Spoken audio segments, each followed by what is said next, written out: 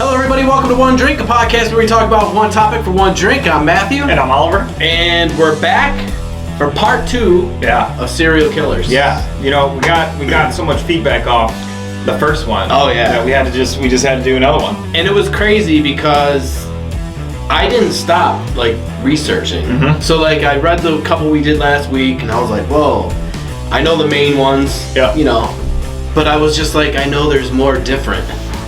So, you know, reading, that's when I called you. I was like, yo, should we just do a part 2? Yeah. I told you, man, it's a crazy subject. And people are into it. Into it. And there's just so many different versions. Yeah. You think you know them all. No, you know. Not even close. Oh, they're all the same. They're all No, they're not. No, they're all completely just And it's like everybody knows the big ones, you know. Yep. Bundy, Jeffrey Dahmer, you know what I mean? I mean, people around here, you know, at least know about Shawcross, yeah. You know, John Wayne Gacy, Green River Killer, Zodiac. Everybody knows the big ones. Yeah. But that just scratches the surface. That's good point. Of the serial killers that have actually been out there. That got attention, you know. Right, yeah. I mean, these people I'm sure got a little bit of attention, not as much as them. Right. Well, even like you said last week, there's still, 2,000? The FBI estimates that there's 2,000 active serial killers out there. In the United States? In the U.S. Just roaming around. Just hanging around. Whew, and that could be anybody. That's what I'm saying. Cops, doctors. You just don't know. Dude, you don't know. You don't know who you're talking to, man. I was thinking, so last night I went out and that thought crossed my mind. So I knew we were doing this show, so I was like, you know, I'm just sitting there, whatever. But in the back of my head, I was like, I wonder if there's a serial killer in this room. I don't know why, if I should have been thinking that, but it just, I mean, I'm human. You ever have a weird neighbor and you're like, I wonder if this guy's a serial killer? I did when I lived out in Greece. There was this guy. It was just him. House was always dark. He would come out once in a while. He worked overnights, so he would sleep all day. And yeah, he was just a creepy dude. And I tried to say hello to him, you know. Never said hello, never nothing. Yeah. Dude, it's crazy though because a lot of the times it's not the creepy ones that end up being the serial killer. It's John from across the street. Yeah. You know what I mean? John Wayne Gacy. He was a deacon at his church, and you know what I mean, a community leader, and you know what I mean, and he had 33 people buried underneath in the crawl space of his house, and that's the thing is and then you're shocked when you hear it, but then you're like, oh, I kind of had you know what I mean? Right. Yep. You're like, thinking about it, and you're like, no, you didn't. No, you didn't, dude. Yeah, you get that one random person that's always like, oh, I always knew. Yes, I always knew. That's what I was trying to get at. Bitch, no, you didn't. No, you didn't. I've seen you at his house, and you thought he was a serial killer. Let me tell you something. If I ever get an inclination that someone that I know is a serial killer, I'm done hanging out with that person. Immediately. I'm not going to go over to his house anymore. I'm done. Yeah. I'm done. So it's just I'm not just going to hang out with him. You know what I mean? And just hopefully maybe I don't get killed, and then when the cops finally get him, I'll be like, I fucking knew it! Yeah. I knew it! No, you didn't. Shut up. Shut up. You lucky you weren't next. You probably were next. And it's crazy too, because you know how you meet new people throughout your life, and there's always that one time, yo, come over to my house. You know, you ever go to that one person's house, and it's you get there and you instantly wish that you didn't say that you wanted to be there. And it's luckily if you are with a girl or with somebody, you're like, oh, you gotta leave, right? You're not feeling good. Let's get the hell out. Yeah, and then if that person doesn't get it, then I just dip. Right. Good knowing you guys. Sir, why didn't you try to stay to help? I was in fear for my life. Yeah. I had to go, dog. I didn't know them that well anyways. I'm about survival, bro. Yeah, you have to. And now in this world with social media, I mean, you know everything about anybody, so... I'm out, dog. Oh, I'm out. God, that's funny. Cops come up, I don't trust you either. Yep. I know. Get out. I'll give you a ride home. Nah, no you won't. I'll Uber it. Oh, wait. Oh, Just an Uber driver. Damn. We can't trust no one. Damn. Next week, right, I'm on the news. You're like, I knew it! I knew it! I was just trying to get him confessed on the show this whole time. Oh, man. All right, well, let's jump into this. Yeah. So I'm going to go first one here. Patrick Wayne Kearney. He was an American serial killer, serial rapist, cannibal, and necrophile who preyed on young men in California from 62 to 77. He'd pick up young male hitchhikers and young men from gay bars near Redondo Beach, California, and kill them. Kearney later confessed to having experimented with victims' bodies out of curiosity, such as cutting open one of their stomachs just to see what it was like in there. He ultimately got caught and sentenced to life in prison. Wow. Yeah. He had something like 20, 25, or 28 confirmed kills, something like that. And just for... Don't hitchhike. It amazes me. It amazes me that people still hitchhike. Have you ever? No. I have. Idiot. I was down in the city, and I was just messed up. And I was on the side of the road, and I literally was like this, and someone pulled over and picked me up. They drove me to Henrietta, but when I got to Henrietta, they pulled into like the DoubleTree up there, and they were like, "Get out of my car now!" And I was like, okay, whatever. I was like, "Thanks for the ride." So yeah, it was a weird, horrible. I think we smoked a joint in the car, and something went crazy, and I was just like, I can't believe I just hitchhiked to Henrietta. But I mean, I wasn't thinking this, but that could have easily happened. You know what I mean? Easily, dude. And nobody would have ever seen you ever again. Poof. They'd have never figured it out. Nope. You'd still be missing to this day. Yeah. 100%. I'd be doing this show on missing local people, and your name would have popped up. So, Matt Horst. Yeah. Who the You're hell? like, so Bill, on this episode of One Drink Podcast, we're talking about missing Rochesterians. There's this one guy we found, Matthew Horst. Yep.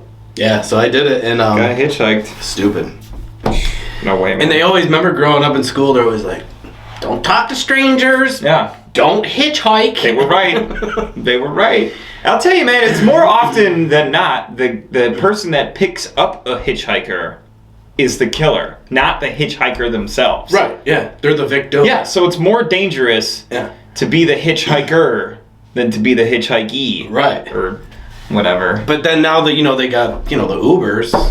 I mean, I know you got to go through a background. Well, that's just hitchhiking with a phone. It's just legal hitchhiking. Right. It's legal hitchhiking. Ugh, it's freaky. Yep. All right, so we're gonna go to John George Hay. John George. He doesn't sound very... He is an acid bath murderer. I take back my original statement. Yeah. I mean, like I said. Okay. You think you know it all. He was also known as the acid bath murderer and operated during the 1940s. He was convicted of the murders of 6 people, although he claimed to have killed 9. He was a professional con man who lured wealthy people by charm and deceit into a warehouse where he shot them. Later, he would dissolve their bodies in sulfuric acid and forge papers to sell their possessions and collect their life savings. He was sentenced to death and hanged in 1949. Damn. Just like that. He would just go after wealthy people. Yeah. And then just in acid, though. Just to, you know what I mean? Like, watching that? You know what gets me? Ugh. Like, we're talking the 1940s, right? So, we're not talking... Are we talking fingerprints in the 40s? I doubt it. Maybe barely. But, I mean, it's not like they have... Proof. Well, it's not like they have, it's not like they have the big databases like we do now, where you just run the prints through a system and then it pops up a name. You know what I mean? So it's like, that's like physically somebody looking at... Yeah, whatever. I don't even know if fingerprinting had been... Either way, you got no no security cameras. You got no. What is the point in putting them in an acid bath to get rid of the body? How are they going to figure out that it was you? I know, dude. If you're luring them into an abandoned warehouse, mm-hmm. who's going to know? Especially wealthy people. They're like, should we go into this warehouse? Right. So what? I mean, unless it was, I don't know. Yeah. That just seems like overkill to me. Yeah. I feel like he enjoyed that part. Like he did it for the money, but then he did the acid because he enjoyed that part. He was like, well, let me whack just, job. Take it to the next level. Whack job. But he got hung. Yeah. Whew. That can't be too far. That can't be too far before hanging was ex-nayed. Done. Yeah. All right, I'm going to take us to Larry William Eiler. He was an American serial killer who was believed to have murdered a minimum of 21 teenage boys and young men in a series of killings committed between 82 and 84. Damn. So 20 people in 2 years. That's a lot. Yeah. That's a lot. I mean, you're talking almost one a month. Easy. So... That's exactly, Yeah. So this all happened in the Midwestern states. He was convicted and sentenced to death by lethal injection for the 1984 kidnapping and murder of 16-year-old Daniel Bridges. Eiler later voluntarily confessed to the 82 murder of a 23-year-old, offering to also confess to his culpability in 20 further unsolved homicides in the state of Illinois, or if the state of Illinois would commute his sentence down to life in prison without parole. So he just wanted to be taken off death row. Which is what a lot of these killers will do. They'll give up a body or two every... We talked about that last week. They'll give up, a body or two every year, for this or for that, or to get a transfer or whatever. To live the life. Right. Eiler died of AIDS-related complications in 1994 while incarcerated on death row. Shortly before his death, he confessed to the murders of 20 further young men and boys to his defense attorney, Kathleen Zellner. Wow. Yeah. You know who Kathleen Zellner is, right? You ever watch Making a Murderer on Netflix about Stephen Avery? No. No? She's like the lawyer for people that are innocent that are in jail. Okay. So to get like their sentences commuted or like overturned, she's gotten like 19 people out. Damn. Because she figured out that they weren't actually whatever. She's good at what she does. One of the best. She's one of the best, yeah.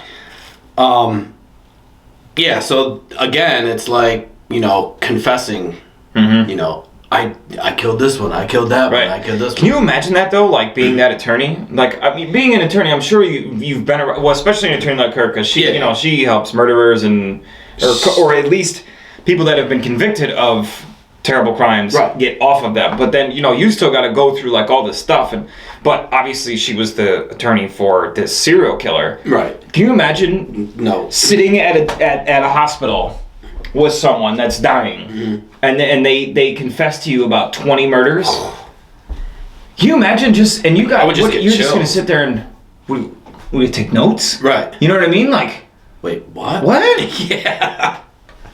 So just go over there and pinch the bag. Yeah. Just die already. Well, he died of AIDS, so that was cool. Pinch the bag. You know what I mean? Though. Yeah. So so the I wasn't so I got picked for jury duty once, and it was a murder case. So I got through the first round of jury duty. So the second round I had to go in.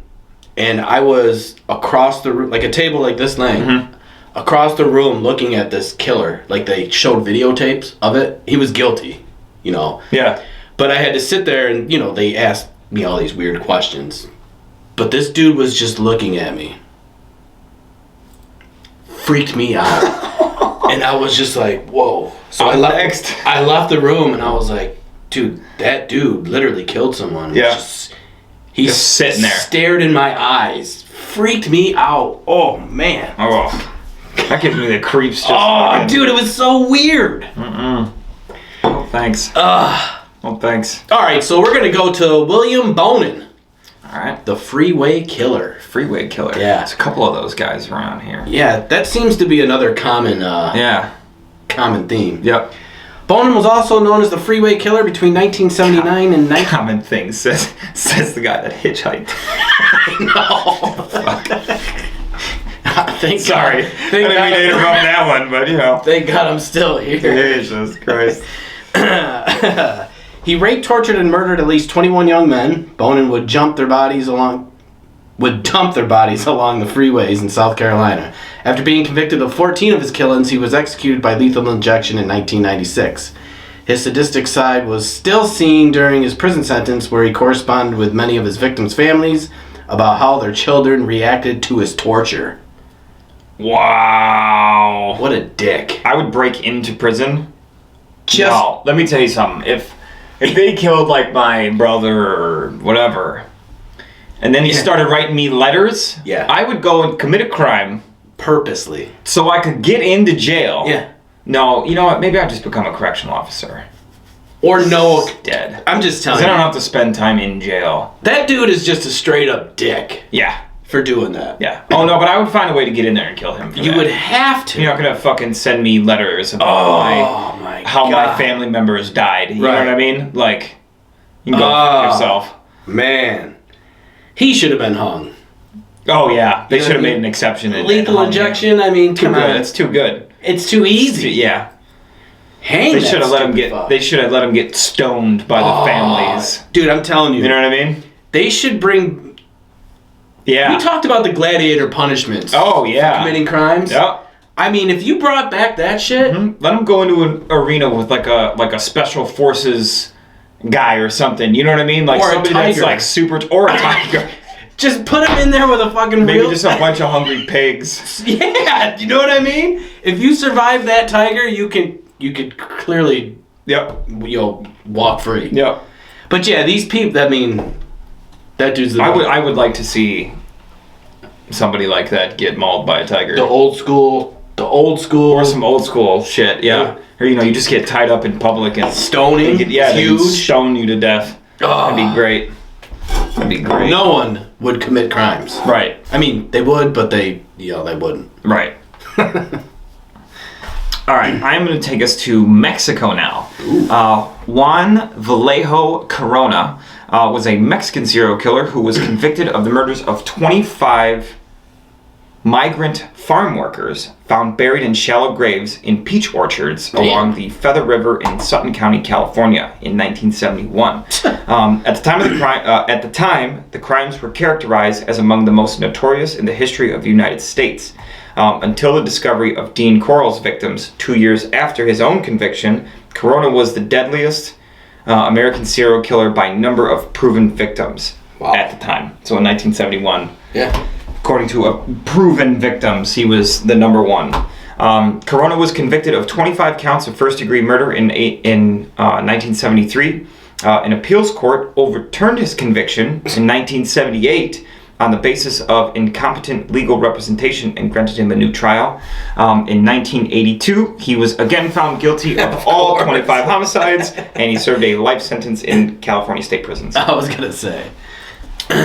Yeah. So you're just a migrant worker, trying to do good, whatever.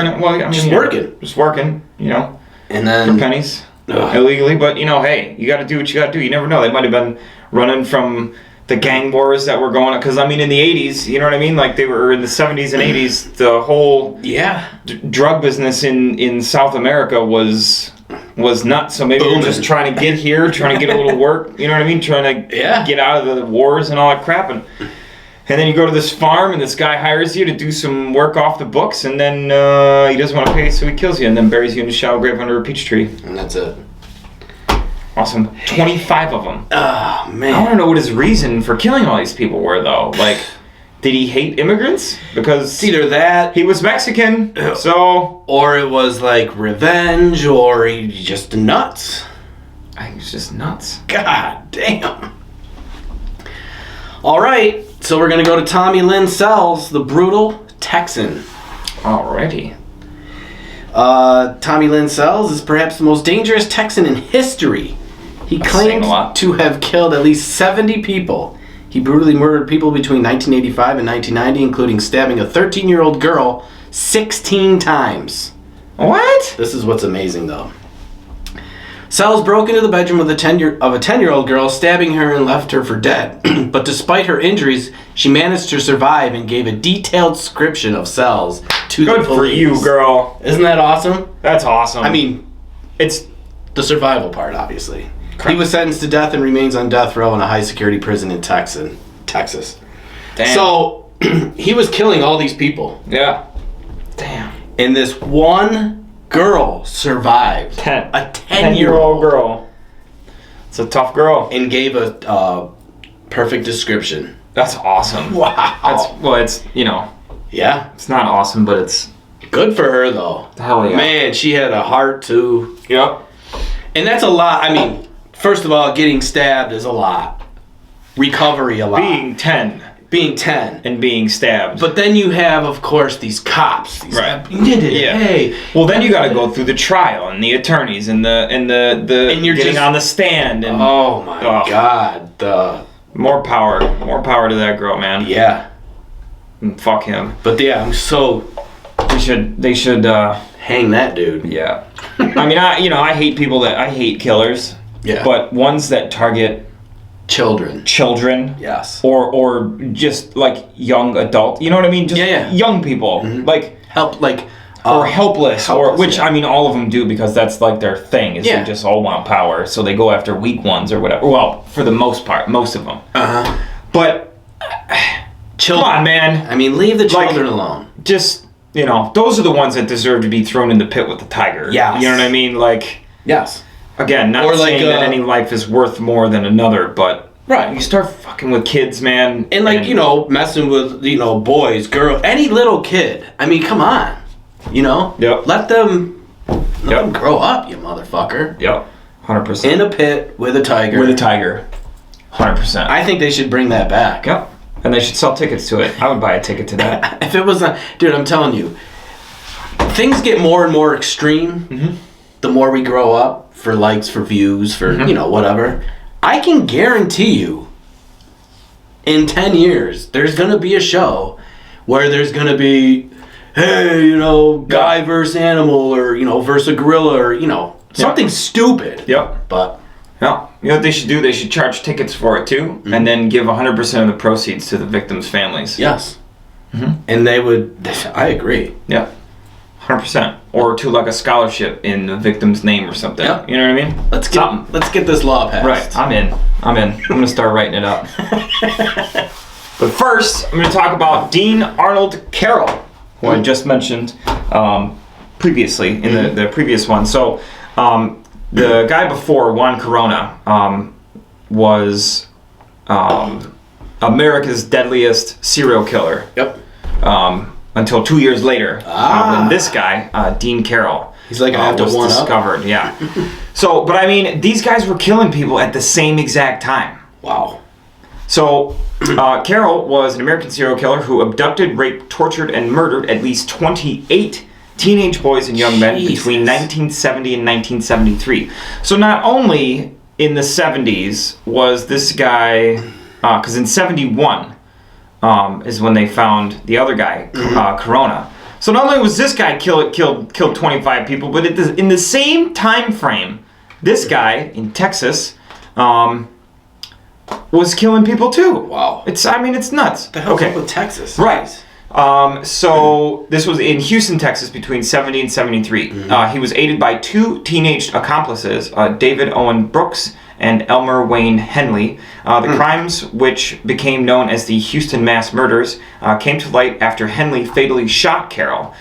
So one of his little teenage accomplices ended up shooting him. Good. Awesome. Upon discovery, it was considered the worst example of serial murders in the U.S. history. Wow. Carroll's victims were typically lured with an offer of a party or a lift to a succession of addresses in which he resided between 1970 and 1973. So they picked up hitchhikers. Yeah. They would then be restrained either by force or deception, and each was killed either by strangulation or shooting with a .22 caliber pistol. Damn. Carroll and his accomplices buried 17 of their victims in a rented boat shed. 4 victims were buried in a wooded area. 1 victim was buried at Jefferson County Beach, and at least 6 victims were buried on a beach on the Bolivier Peninsula. At a beach? Right. Buried on a beach. Dickheads. Buried on a beach, dude.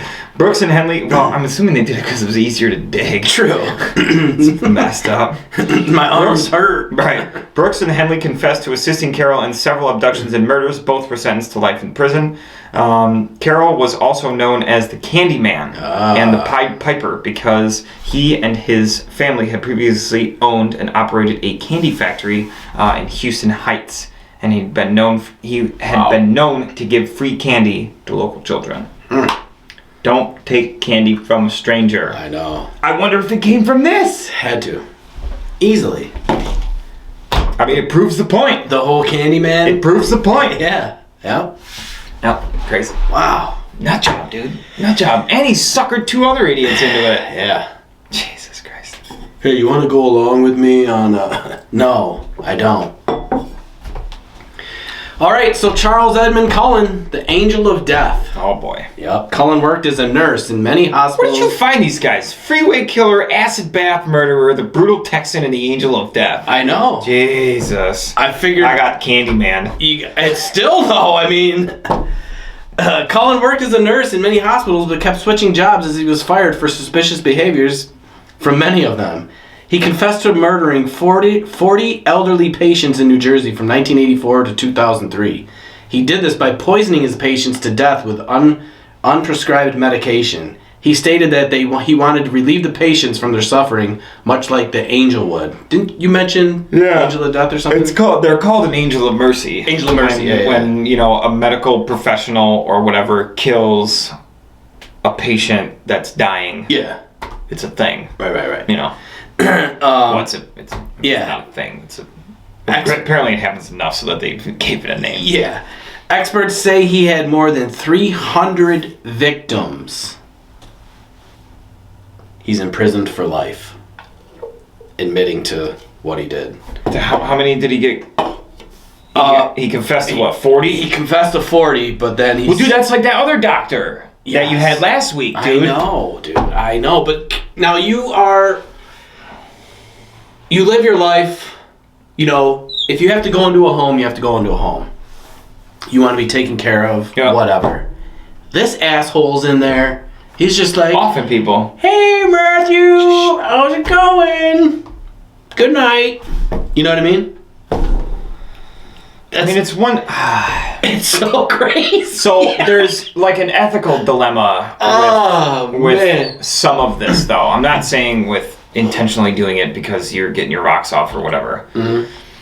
But there's an ethical dilemma with that, too, because it's like, if I'm sitting there and I'm dying of stage 4 pancreatic cancer, right? And I'm done. Yeah. You know what I mean? Like, I'm just waiting to die. In pain, suffering. Mm-hmm. I would just want to be put out. Yeah. Just pump me full of morphine, let me see my family, and then give me a big old fucking plunger of it, and just... So I did some digging on Let me go out. You know what I mean? Like... Yes. But that's if it's my choice. Your choice. My choice. Yeah. Now, technically, you can't do that. In Canada, you can. It's called assisted suicide. Yes. Yeah. They won't legalize it. You can't do it here. Yeah. Which I think is ridiculous, because... I think it should... It's my choice. Exactly. You know what I mean? Like, it's my life. It's... Yep. I'm gonna die. I want to go out. I want to go out my way. Yeah. On my terms. Yeah. You know what I mean? And it should. I mean, death does suck, but you should, if you want to be assisted. Yeah. You should be able to. You should be able to. Yeah. But I was digging on this guy. None of them asked him. You know what I mean? Like. Right. I thought for sure. I was like, well, maybe they were asking him, or like maybe they were like, hey. No. This they dude. Were unwilling participants. Yeah, and none of them. Only like a few of them. They weren't even, a few of them were sick, but most of them were just, just in a... in there for the flu or something random. So, damn. Nurses, doctors, cops. They're everywhere, so yeah. It's nuts, too. That's my last one. I don't have any more either. Thank God. For the serial killers. So, that's crazy. If we've learned something today, right? Don't hitchhike. Right. Or take candy from strangers. Yes. Because they're probably serial killers. Yep. Just saved your life. You're welcome. Think we'll get any thank you letters? No, we won't. It's all right though. Saving the world one show at a time. Yep. So this is epic stuff that we're doing here on this show, bro. There is plenty more. Oh yeah. There may be a part 3. We may wait. Who knows? Yeah. There'll definitely be a part 3 at some point for sure. Yeah. It's just so interesting. It's crazy. All these stories. I mean, it's whacked out and it's friggin' nuts, but yeah. You can't deny that it makes for good stories. Right. As bad as that sounds. I mean, I feel like I feel like there's no good way to compliment this topic without sounding like a nut job that's like, I know. You know what I mean? Well, it's funny too because I am also not a serial killer. I didn't get to 3 yet. I'm going down the list. Podcast hosts are gonna be my what the right. So yeah, I mean it's funny too because we released the show last week, and I got a couple texts and some messages for people. They were like, "Oh, I love this subject," Yeah. So it's like, it's just interesting. Yeah, that's all it is. Yep, 100%. But anyways, guys, that's going to do it for us for this episode of One Drink Podcast Serial Killer Edition Part 2. Hope you guys liked it. Don't forget, you can check us out on Facebook and YouTube. Don't forget to hit that subscribe button. Ring that bell, and you'll be sure to be the first ones notified when all of our new episodes hit. You can check out our History Monday on Mondays and our full-length show on Wednesdays. And you can listen to us on the go on all major platforms. Yeah, and like you said last week, if you already do all of that, just tell a friend. Yeah, just tell a friend. Send them the link. It's right there. It's probably right around here somewhere is your little send button. Maybe it's down here. It's around this area right here. This general area. I promise you there's a share button somewhere. So just send it to somebody real quick that you think might enjoy it. Yep. But anyways, guys, from both of us here at One Drink, catch you on the next one. See ya. Cheers. Greetings, gladiators. This is Alex. I just wanted to say thank you for supporting One Drink Podcast. They are a couple of friends of mine that are supporting me, and they help me sell my monoprints. These are my monoprints. I make all these to be unique. They are all one of one, so when I print them, I make sure my graphics are laid down in different spots every time. And these thick hoodies all get the headpiece, so that's pretty cool, I think. Cheers to that. Also, I just wanted to let you know there is a discount code for you guys, One Drink. If you punch that in as you're checking out, you get 15% off. So I will see you soon, and thanks again for the love. Peace.